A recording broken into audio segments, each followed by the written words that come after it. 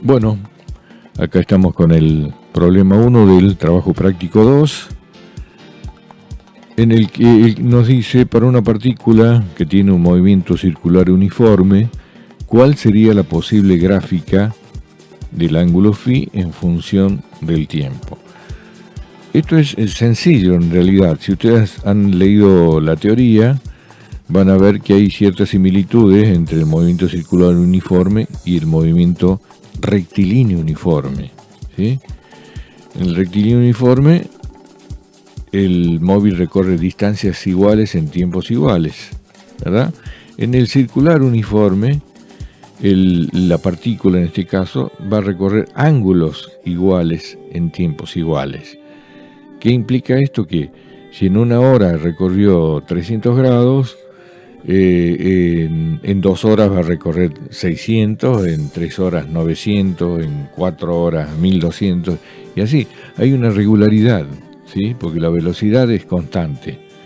Por lo tanto, pasado un determinado tiempo, tanta distancia de recorrido o tal ángulo ha descrito el móvil, ¿verdad? O la partícula en este caso.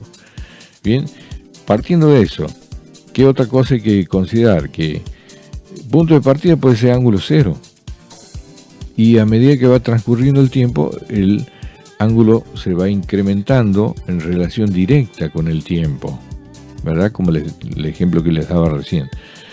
Bien, entonces, lo que hay que hacer en función de esto que ya quedó claro, digamos, característica del movimiento circular uniforme, vamos a ir comparando cada caso con los que las alternativas propuestas, ¿verdad? Acá veamos esta, ahí está el ángulo como se describe y el tiempo.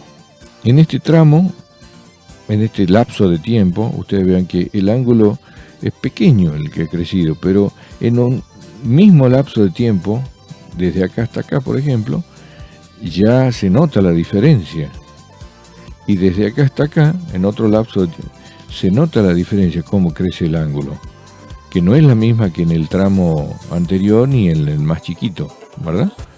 Entonces, esta gráfica no corresponde a un movimiento circular uniforme en lo que respecta a la descripción o el desarrollo del ángulo, digamos, en función del tiempo, porque no guarda la regularidad de la que le hablaba.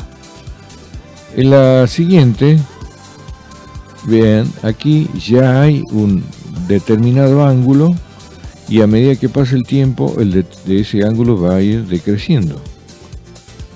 No es el caso este, porque no hemos establecido un punto de partida para definir ángulos positivos o ángulos negativos. En realidad, siempre que cuando uno se mueve, digamos, tanto a la distancia, el ángulo de movimiento circular es una descripción positiva, salvo que uno defina en sentido de la aguja del reloj, por ejemplo, que sea positivo y al contrario negativo. No es el caso este. Bien, entonces, vemos la siguiente. Aquí, para este tiempo, hay un determinado ángulo. Para un tiempo doble, hay un doble valor de ángulo. Para un tiempo triple, hay un triple ángulo. Entonces, esta es la gráfica que corresponde a, digamos, cómo va variando el ángulo en función del tiempo para un movimiento circular uniforme. Si comparamos el siguiente, también este caso sería como el B, ya tiene un ángulo descrito, y a medida que pasa el tiempo ese ángulo va disminuyendo, pero no regularmente, ¿sí?